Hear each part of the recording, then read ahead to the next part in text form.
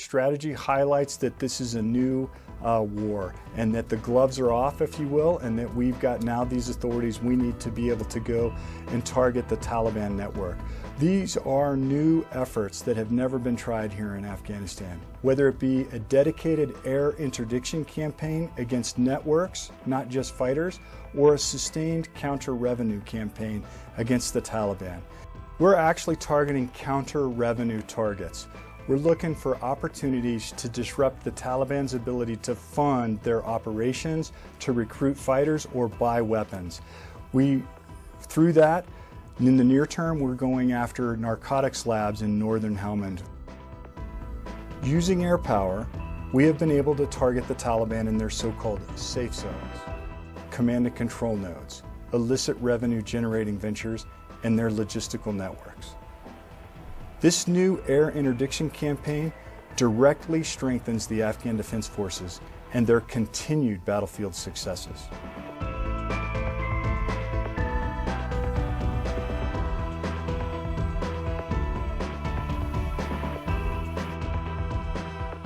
Just last week, we released video footage from Helmand Province of our U.S. Marines' high-mobility artillery rocket systems that took aim at more Taliban narcotics processing facilities while still enabling the Afghan 215th Corps' continued offensive in Helmand.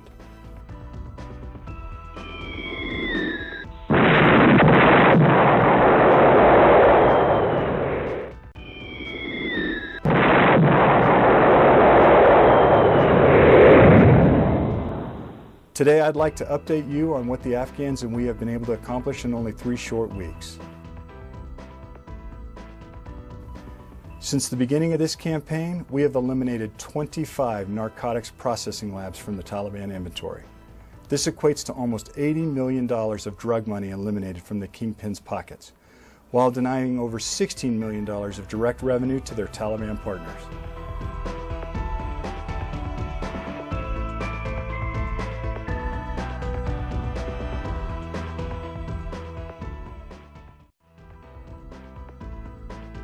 Additionally, the Afghan National Interdiction Unit conducted 2 simultaneous raids of Taliban narcotics bazaars as part of this integrated campaign. This resulted in over 2,000 kilograms of heroin and 5,000 kilograms of opium getting confiscated.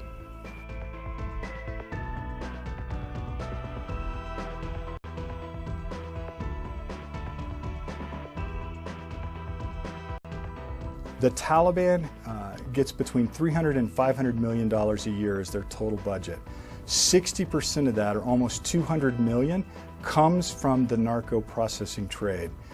The vast majority of that comes from northern Helmand, which is their economic engine, if you will. So we targeted there to disrupt their revenue, to prevent their ability to reset or refit over the winter. We will continue to target them and disrupt them wherever we find them.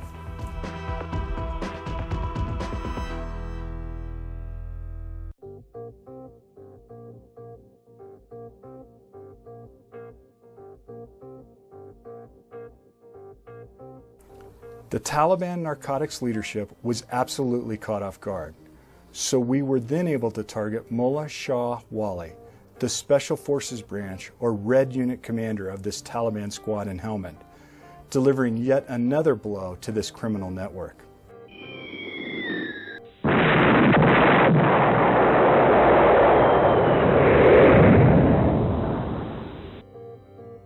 This offensive was a joint effort between the Afghan National Defense and Security Forces, the United States Army, Air Force, Navy, and Marine Corps, all collectively exercising authorities granted under the South Asia policy.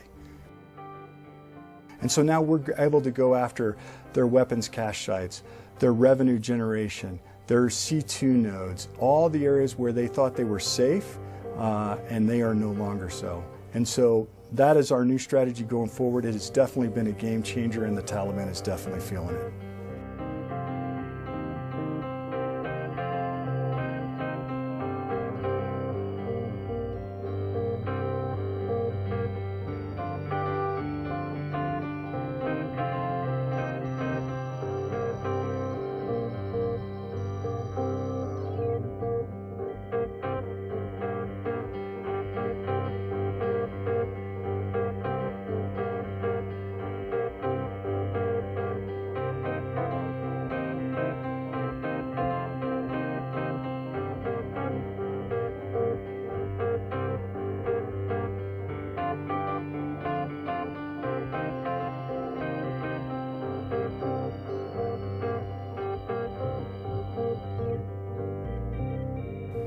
This new air interdiction campaign directly strengthens the Afghan Defense Forces and their continued battlefield successes.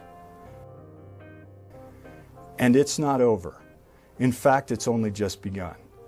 And this will be a very long winter for the Taliban, as we will continue to disrupt their revenue sources again and again and again.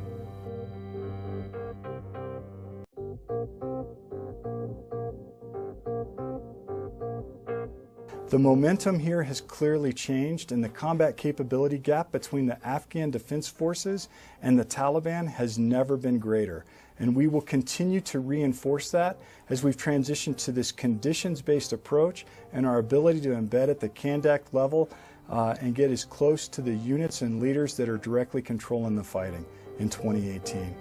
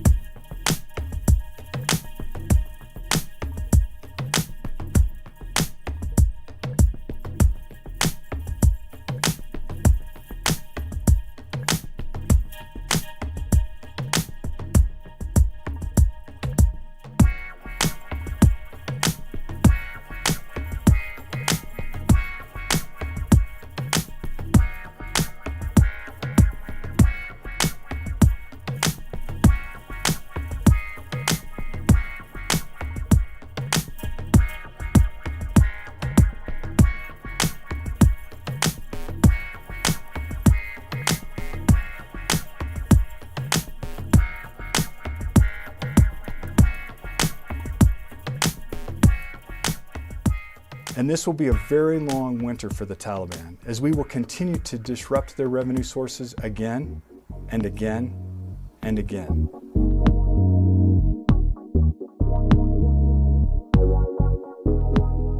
The Taliban strategy is moving backwards. As they are unable to conduct offensive combat operations, they have transitioned back to high-profile attacks, assassinations, and kidnapping for ransom, all of which indiscriminately target the Afghan people.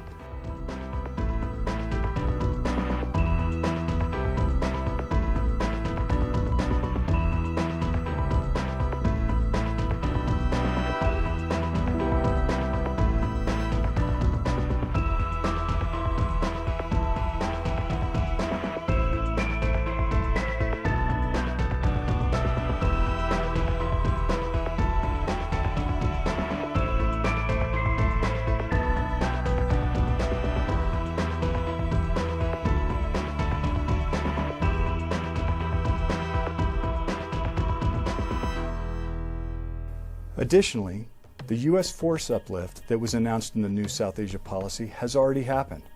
We had a portion of those new boots on the ground by September. Coupled with our air interdiction campaign, this strategy will allow Afghan Defense Forces to keep pressure on the Taliban through the winter.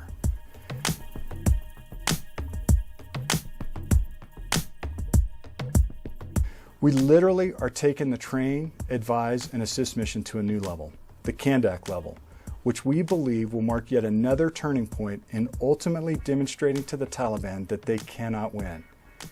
Further, and more importantly, the Afghans are leading this fight. They want to own it, and they do. They demonstrate their sense of ownership every day on the battlefield.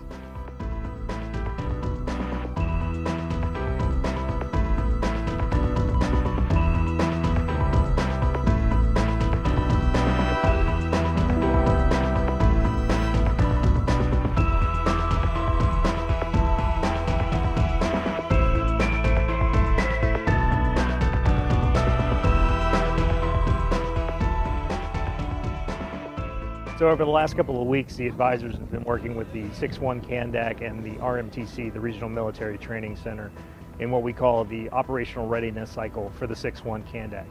Specifically, what that involves is helping them refit, retrain, and rearm to be able to be operational on the battlefield. One of the things that they started with was what we call individual skills or individual skill level training. Specifically, they worked with individual weapons handling skills last week, and then now they're focusing more on squad and team tactics. We believe strongly in the infantry community is brilliance in the basics, and that's really what we're focusing on, is getting them to understand those foundation level skills, specifically starting with those individual level skills, and then working to build on those collective tasks. One of the specific ways will be actually to be participating like we do in Marine offensive operations as well, specifically focusing on their ability to actually locate and close with the enemy and be able to defeat them on their terms and with their own equipment and their resources.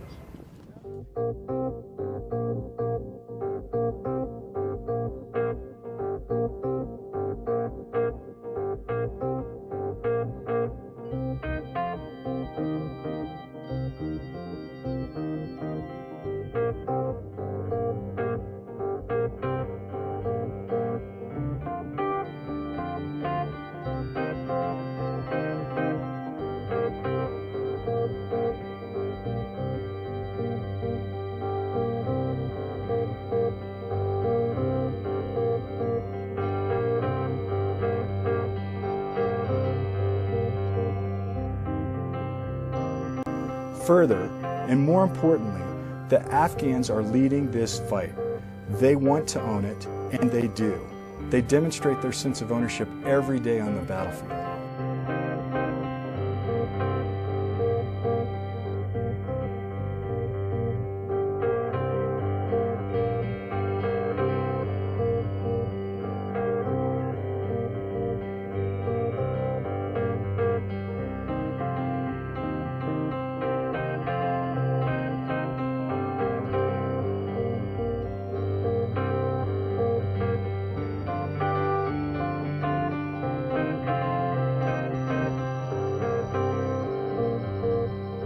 Just yesterday, we were reminded of the constant danger our United States, coalition, and Afghan partners are in every day here in Afghanistan. A U.S. Army soldier died of injuries he sustained during a vehicle incident in Nangarhar province. In the hours that followed the incident, the additional U.S. Army soldiers who were in the vehicle are being provided medical evaluation for possible traumatic brain injury. So a total of 9 soldiers were in the vehicle. 1 died of his injuries, 2 were taken to a medical treatment facility for treatment of non-life-threatening injuries, and 6 are being evaluated for possible TBI.